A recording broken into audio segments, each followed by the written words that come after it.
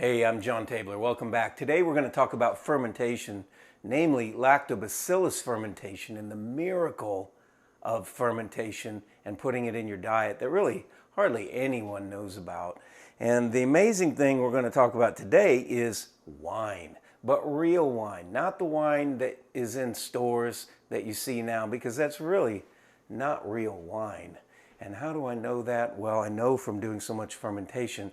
And interestingly, have you ever thought about that in the Bible? It's talked about all the time. Wine's talked about. The first miracle of Jesus was turning water to wine. And have you ever thought about why on earth would that be the first miracle if it's going to be a substance that will ruin many people's lives? That doesn't make any sense. Well, the fact is that the wine that he was producing, or the wine that's in the Bible, is an entirely different wine, different product than what is called wine today. You know, there's a scripture in 1 Timothy 5:23 that says, and there's different translations, no longer drink only water, but use a little wine for your stomach's sake and your frequent infirmities or ailments or sicknesses. Another translation says, no longer drink water exclusively, but use a little wine for the sake of your stomach and your frequent ailments. How can that even be? Does that even make sense to anybody? Well, it's about to make sense because there's a study right here, National Library of Medicine and on PubMed, about grape skin fermentation by lactobacillus and the fermentation. And when you go down to the conclusion at the bottom, it says at the very end, our results indicate that grape skin fermentation broth is bioavailable in vitro and may prevent oxidation and cancer cell proliferation. Excuse me on that word. That's just amazing that it can actually prevent that, and it's in studies, but yet nobody talks about it. If you go and do a search and put lactobacillus grape skins or lactobacillus grapes and then put heavy metal toxicity or health, wellness, detoxification, any of these things, you'll find that it's a miraculous substance, but it has to be made the same way we make the sourdough, the same way we make sauerkraut, and the same way we make everything else. We don't add yeast, because yeast is something that does an entirely different thing. It actually rots or is in the family of mold and fungus. And this is entirely different. This happens naturally, a God-given thing that is put into the grape itself, or in the case of flour, it's put into the flour, or in the case of sauerkraut, it's in the cabbage. It's a natural thing. It just starts bubbling. This bottle right here is actually that I just spoke of. And it comes from a video that I had done earlier called winemaking. You'll see winemaking field trip or wine press field trip on the thumbnail. But it was pressed in early September, and now it's been about 4.5, 5 months, and it's actually fermented in the same way. And when you press it, you put it in the bottle, and in the same way that it happens in a starter for sourdough, it starts bubbling on its own. Now, you don't want it to have be in any sort of bottle that could get toxins or leach toxins, so I do it in glass. But once it has that property, it's probiotic, pro-life-giving, and then it's like these studies. And actually, there's another product that's out right now, and this one is, I pulled up the one with muscadine, but it's grape skin powder.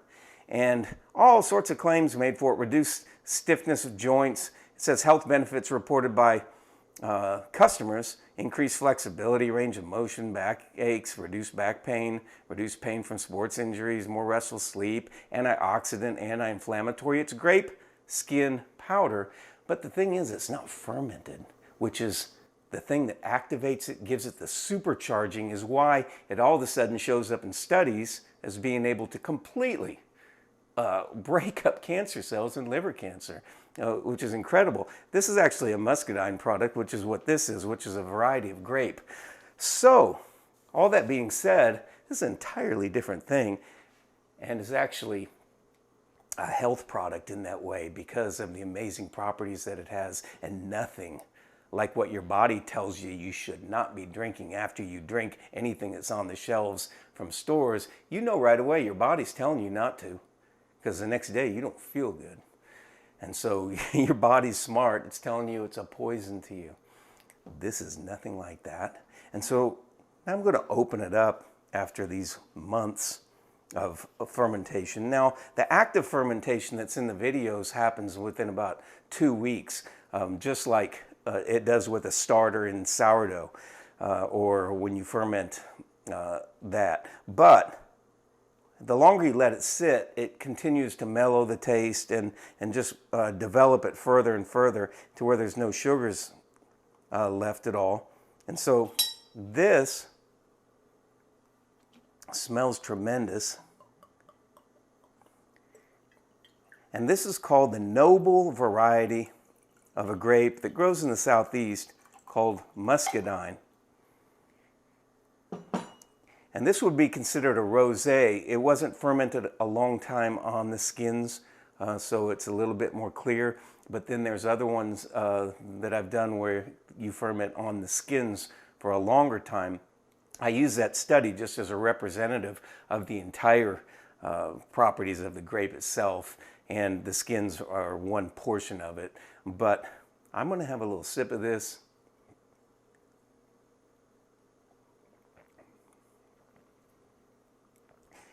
I'm telling you, that is tremendous, and that's real wine. I don't know, you'll have never tasted anything like that. It's almost electric because the fermentation, the probiotics, the thing that gives it that energy that comes from the inside out is there fully.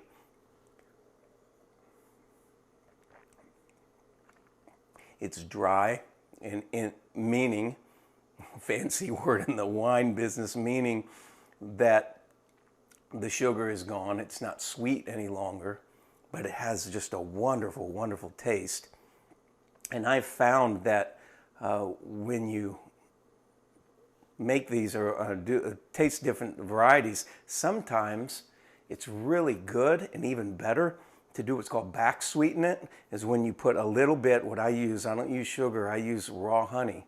And I put just a little bit of honey in there and mix it up. And when you do, it just supercharges it. It comes alive. It's almost like synergistic, like when you add honey to butter.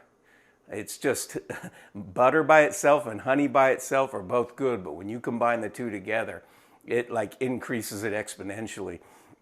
It's the same thing when you put it in here. It's just a tremendous taste and tremendous wine. Now that what I'm going to do, a lot of people of course haven't done this, but then you haven't had real wine, and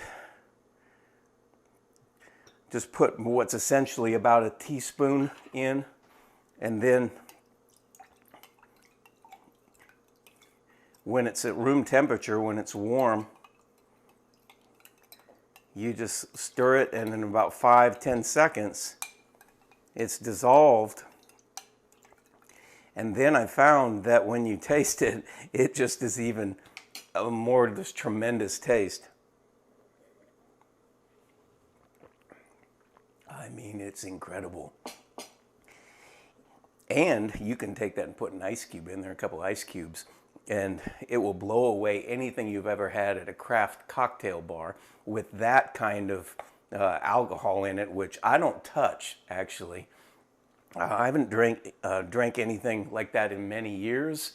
I can't because, one, I know it's not good for you, but two, my body told me long ago, and so it just ruins me for days afterwards. So I just don't touch it. That's really how I got into fermentation and everything, or one of the things that got me into doing this. It didn't make sense to me about how it could be that sauerkraut fermented could be really good for you and probiotic, but if you did it with grapes, it wouldn't be. That didn't make any sense to me. And so I did it with grapes, and come to find out, it's not bad for you when you do it with grapes, but you do it the same way, and you don't add things to it, such as yeast. And so that's the product here. Now, just so you know, I'm going to actually be marketing this at some time where you'll be able to get some. At this point, I'm not, but I've made quite a bit for right now, just to be able to test, pilot different types. There's the Noble variety, and then there's the Carlos variety, which is a white wine. You can do many different grape varieties. The Carlos is right here, and actually almost looks like apple, but I have apple, so the apple is unbelievable too, but it's different, of course, because it's apple. But the closest representation to something you might have been used to or tasted before would be this one. And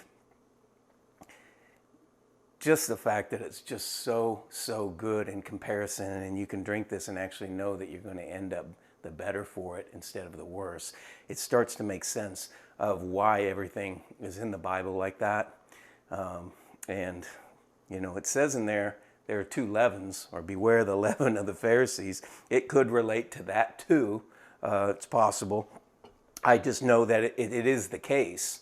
And so when it's done naturally in this way, it's probiotic and done with lactobacillus. And when it's done the other way, it's antibiotic and completely different, which is something that makes you feel terrible. This is awesome. You have to try it at some point. I'll try my best to make it available, but I'm going to put up videos to show you how to do it yourself at home. Of course, it's harder to get the grapes squeezed and everything, but I did it, and you can do it, and you'll love it. It's unbelievable. You'll have to give it a try, definitely. There's nothing like it. Hit like and subscribe down below. I'll see you in the next video.